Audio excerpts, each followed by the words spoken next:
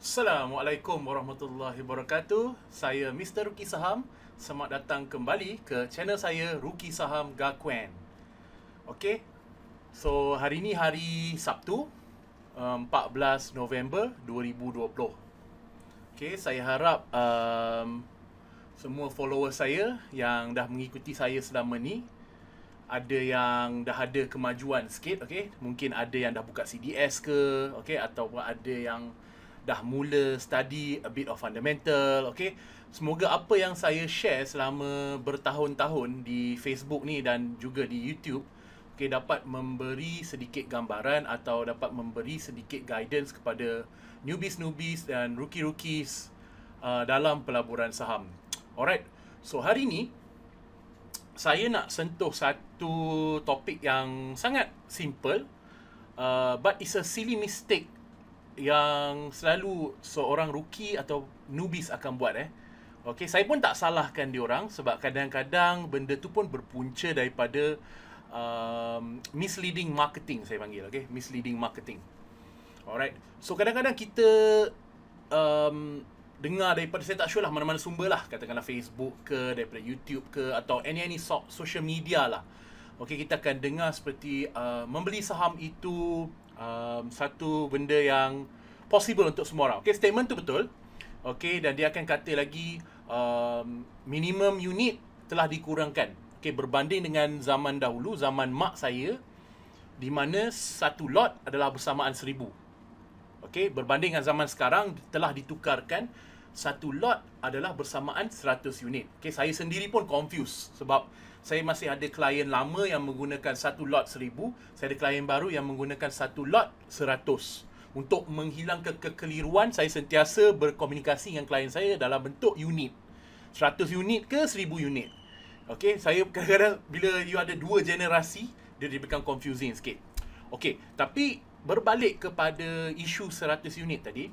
Jadi, ada yang kita boleh dengar, okay, saya takkan mention nama ke apa, yang memberi gambaran bahawa kita beli 100 unit, janji boleh beli saham. Okey. Bagi saya itu satu benda yang bagi personal lah, ni personal opinion saya sebab ini cara saya mengajar. Bagi saya panggil itu satu perangkap. Okey, saya tidak akan galakkan klien saya membeli 100 unit. Okey.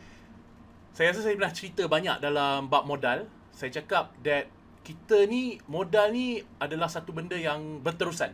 Jadi, kalau kita masih tak cukup duit untuk capai target kita untuk beli sesuatu saham, maka kita kena tunggu dulu. Okay, opportunity is always there. Cuma kena betul-betul make sure modal kita mencukupi.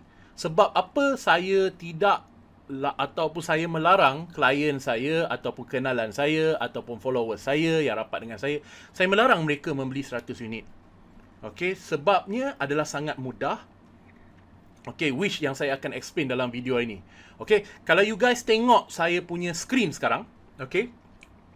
Ini snapshot saya ambil. Saya tak ingat tarikh bila ni. Saya screenshot tadi pun saya tak tengok tarikh. Tapi ini salah satu snapshot yang saya ambil ketika ini salah satu klien baru saya. Okay, dia baru nak start. Okay, dan dia telah automatically cepat-cepat pun dia dah buat satu kesilapan yang kita nak discuss hari ni lah, iaitu membeli 100 unit.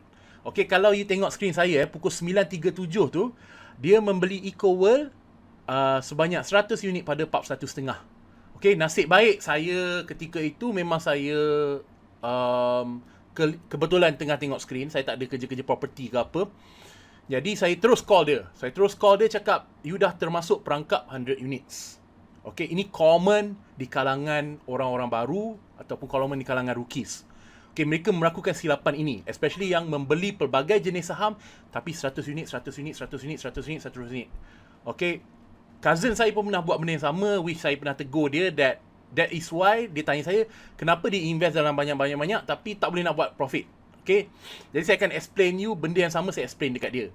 Okay, so dia rectify mistake tu balik dan dia beli 200 unit pula tu pada pukul 10.22. Okay, so total dia ialah 300 unit lah. It's better than 100 unit. Okay, jadi kat sini saya akan tunjuk dekat you why you must not buy 100 units. Okay, I call it the 100 units trap. Okay. So sebelum itu, okay, untuk orang yang baru, mungkin anda tidak tahu. Okay. Sebab dalam kebanyakan explanation, sebab kita, ialah, untuk memudahkan calculation. Jadi kita akan kata dekat orang, oh kalau kita beli 100 unit pada harga RM1, bermaksud RM100, betul. Dan apabila kita jual saham tersebut pada harga RM1.10, maka RM110. Maka sudah kita buat RM10. Okay, so ini adalah satu statement yang misleading. Kenapa? Sebab dalam membeli saham, of course ada cost. Okay, dia bukannya macam tu je kira. Okay, cuma apabila orang nak explain tu, ia memudahkan. Kita gunakan gross. Sebab tu kalau you tengok dalam saya punya Facebook page Ruki Saham Gakuen. Okay, sebelum tu jangan lupa, siapa belum like page saya. Saya selalu mention, kalau saya tunjuk sesebuah return, saya akan tulis itu, bukan saya tulis NETT. Saya tak akan tulis net ROI. Saya akan tulis tu gross. GROSSROI. Bermaksud untung kasar, belum ditolak-tolak dengan beberapa benda. Okay, so di sini ini bukan hidden cost. Ini memang cost yang wujud. Cuma bergantunglah. Orang explain, dia explain lah. Kalau tak explain, tak explain, kan? Okay, jadi kita ni satu cost, sekejap ya, brokerage. Okay, so brokerage ni bergantung lah. Okay, different investment bank, different dia punya rate. Okay, contohnya di tempat saya attach, iaitu Kenanga Investment Bank, contoh cash upfront account adalah 0.15%, minimum RM15. Okay. Okay. Okay, di sini ada lagi perkataan dia, whichever higher. Okay, jadi kalau anda beli sesuatu saham 0.15% darab dengan jumlah harga saham tersebut, contohnya 100 unit darab 41 sen setengah. Okey, maka come tu RM41.50, betul? Jadi kalau darab dengan 0.15%, ia tidak akan cecah RM15. Okey. Jadi RM41.50 kita darabkan dengan 0.15%, ia hanya 6 sen. Okey, tapi dia akan charge whichever is higher. Jadi dia akan charge RM15. Alright? So itu brokerage. Okey, brokerage ini adalah di mana broker membuat duit dan juga remiser buat duit. Okey, perkongsian antara remiser dengan broker. Okey, commission brokerage. Okey. Yang kedua adalah dipanggil apa nama? Dia SST ke GST sekarang, saya tak sure. Dia sebenarnya tak ada, tapi dia orang still kekalkan benda tu 6%. Okey, jadi 6%. Alright, SSR pula dah. Bunyi macam Street Fighter. SST. Okay, saya rasa, saya tak sure dia tukar nama apa, tapi 6% tu still exist. Okay, 6% ni pula daripada jumlah brokerage yang telah dikalkulate. Okay, so kalau dalam case ni, brokerage dia RM15 dia kena. So, automatically, RM6 daripada 15 sen adalah 90 sen. 90 sen Alright, 6% daripada RM15 adalah 90 sen. Okay. Alright, kos ketiga, clearing fee ialah 0.03% daripada jumlah transaksi. Okay, dan yang keempat, stamping adalah 0.01%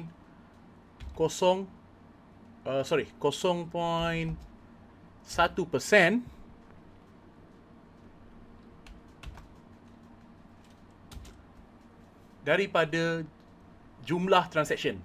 Okey, 0.03% ni juga from jumlah transaction. Okey, so dalam tadi itulah jumlah transaction. Yang ni pun jumlah transaksi. Okey, 0.1%. GST ni from the brokerage. Okey, lepas dia dah calculate brokerage tu, dia akan 6% for the tax from brokerage. Okay. So, ini nampak ada kos-kos, okey, stamping bayar ke bank negara. Okey, ada kos-kos involved dalam membeli dan menjual saham. Sebab itu, setiap kali saya tunjuk just an example of how people make money, saya sentiasa tulis gross ROI. Okey, sebab jenuh lah saya nak kirakan satu-satu semua ni kan. Okey. Jadi di sini jelas anda patut tahu ada kos involved dalam membeli satu kali dan menjual satu kali.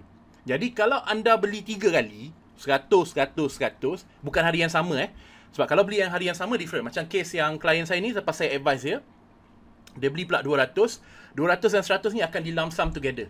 Okay, harga tu pun akan di-averagekan. Satu dia beli 400.5, satu dia beli 42.5. Jadi dia akan di-averagekan oleh dua price ini. Okay, jadi brokerage tu dia akan kira sekali dalam one. Dia tak kira macam 3 kali. Okay, kalau seorang itu advise you beli 100 hari ni, 100 esok, 100 lusa, maka you akan kena charge 3 kali. Okay, and of course macam saya selalu mention, the one benefit is of course ialah broker dengan remiser lah. Okay, so saya harap jelas situ. Okay, so bila anda beli 3 kali dan anda jual 3 kali, dah 6 kali transaction. Alright, so jangan terjerat dengan this style of buying shares. Okay, kita tak cukup duit, kita dah target. Contohnya macam, saya kata macam saya nak beli takaful. Katakanlah harga dia dah RM4 lebih. Okay, jadi saya target maybe, okay lah, saya nak beli dalam 300 paling kurang. 300 atau 400 unit. Okay, kalau 300 unit kali RM4 contoh maknanya RM1,200. Jadi saya kena preparekan duit RM1,200 untuk beli 300. Jangan beli RM100, 100 unit RM4, 100 unit RM4 lagi, 100 unit RM4 lagi. Okay, anda akan lihat dalam yang saya nak tunjuk ni. Okay, ini satu calculator khas yang memang saya buat untuk klien saya dan juga inilah yang beli produk saya hari tu, yang Tuan Muaz tolong marketkan tu. So saya provide calculator ni pada diorang. Okay, daripada calculator ni you dah boleh tengok what happens Okay, kita akan ambil apa akan jadi pada klien saya ni. Contoh, seandainya saya tidak nasihatkan untuk tambah lagi 200 unit tu. Okay, so kita tengok calculator saya Okay, so ni satu calculator yang saya buat memang khas untuk klien saya dan juga mereka yang itulah yang beli saya punya produk ke apa. So saya usually bagi calculator ni sebagai satu bonus kepada mereka. Okay, so kalau you tengok saya pecahkan calculator ni kepada 2. Okay, sebab saya mention tadi it is a 0.15%, whichever higher minimum 15, whichever higher. So mana-mana transaksi bawah 10,000 tetap akan kena RM15. Kalau transaksi atas 10,000 dia akan calculate by percent.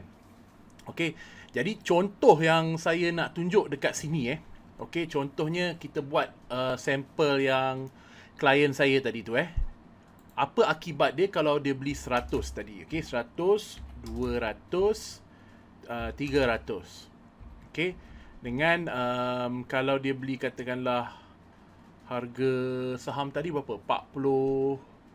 Kita nak senang kira lah, kita buat 40 sen kita senang kira. Dia 41 something tadi, tapi kita senang kira kita buat 40 sen. So untuk cecah 10,000 dia kena lebih ni lah, kita taklah 30,000 kot. 30,000, 40,000, 50,000 contoh je. Okay, so kita tengok apa jadi kalau dia beli 40 sen. Okay, lepas saya masuk je price ni, automatic semua akan calculate apa yang saya ajar tadi, cost involved tadi akan masuk secara automatic. Okay, jadi anda lihat sendiri, kalau 100 darab 40 sen adalah RM40.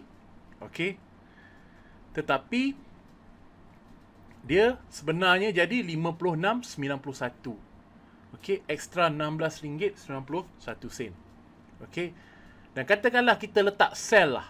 Okay, kalau kita letak katakanlah berapa sen, kita letak 60 sen lah, maknanya 20 sen. Okay, 20 sen daripada 40 sen adalah separuh, maksudnya 50%. Okay, ada berlaku kenaikan sebanyak 50%. Okay, tetapi jika anda lihat, anda masih rugi RM13.83. 3 sen. Okay, walaupun sebanyak 24%, 24.3%, walaupun sebenarnya saham anda dah naik harga daripada 40 sen ke 60 sen. Okey, 20 sen daripada 40 sen adalah separuh. Okey, maksudnya still anda rugi. Okey. Katakanlah kita masuk harga yang sama 40 sen cuma 200 unit. Katakanlah kita beli 0.6. Maka anda boleh lihat profit RM6.14 ataupun bersamaan 6.33%. Okey, dalam kes kalian tadi, saya advise dia tolong beli dalam 300 sekurang-kurangnya. Okey, kita masukkan 40 sen yang dia beli tadi, contoh. Dan kita letak juga harga jual adalah sebanyak 60 sen. Anda lihat RM26.11 RM dalam bentuk dalam profit dan 19% return dalam bentuk ROI. Net NETT. So you nampak guys apa jadi kalau you guys beli 100 unit. Okay, sebab semua kos-kos tadi akan diabsorb kepada 100 unit tadi, menyebabkan anda susah nak break even. Okay, sebab tu saya bagi tahu cousin saya tu yang dia pergi beli 100 unit, banyak jenis sampai 15 jenis saham. Dia cakap dekat saya, kenapalah saya susah nak untung? Inilah jawapan dia. Anda telah terkena oleh brokerage, cost, stamping, clearing dan bagai yang saya cerita tadi, yang 4 tu. Dalam kes dia lagi teruk sebab dia kena 0.8%. Masa tu lah saya tengah cerita lebih kurang tahun 2012. Okey, lebih kurang 8 tahun lalu. So dia kena tu lagi teruk. Okey, daripada ni. At least yang ni 0.15, yang dia kena tu 0.8%. Okey, jadi you sendiri nampak apa jadi. Just a simple mistake. Okey, sebab benda ni orang baru memang dia akan letak 100 unit je. Sebab dia takut nak masuk dalam tu, dia tak tahu apa jadi, dia takut rugi, macam-macam lah. Jadi kata dia nak cuba-cuba. Gara-gara dia nak cuba ni, saham tu naik banyak pun susah dia nak untung. Okey, kalau dah by percent, okey, of course kita cuba letak 30,000, 40 sen. Okey, dia akan exit. Okey, satu lagi kita letaklah 60 sen sebagai harga jual. So of course akan buat 5,900 atau 49%. Sama juga 40 sen, 40 sen. Okey, 0.6, 0.6. Okey, anda akan nampak ROI of course lah sama semua 49.14 kerana ia adalah based on percentage rule dah. Okey, beza dia of course lah net profit dia ada yang beli 50,000 tu 9,855 disebabkan oleh jumlah unit dia yang lebih banyak. Okey, tapi dari segi return ROI sama je. Okey, bila kita dah main dalam range percentage ia adalah sama. Trick dia adalah apabila kita terkena minimum brokerage. Okey, yang bukan based on percent tetapi whichever higher. So anda sendiri boleh nampak kenapa saya sangat advise jangan beli 100 unit. Okey, kalau anda tak cukup modal, kumpulkan duit tersebut dulu.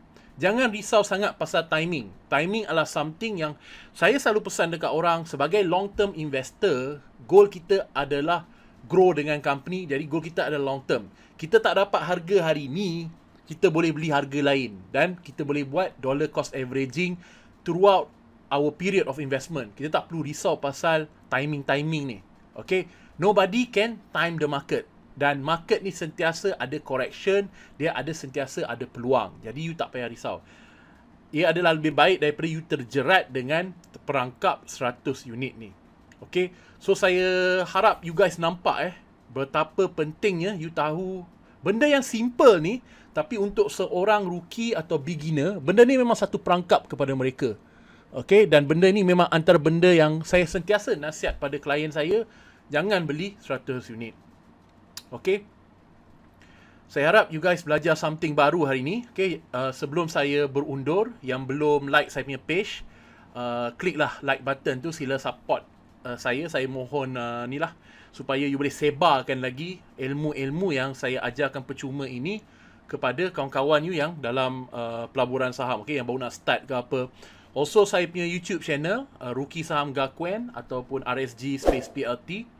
Okay, yang belum subscribe, Dan jangan lupa juga hit the notification bell, okay, untuk dapatkan update-update yang terkini.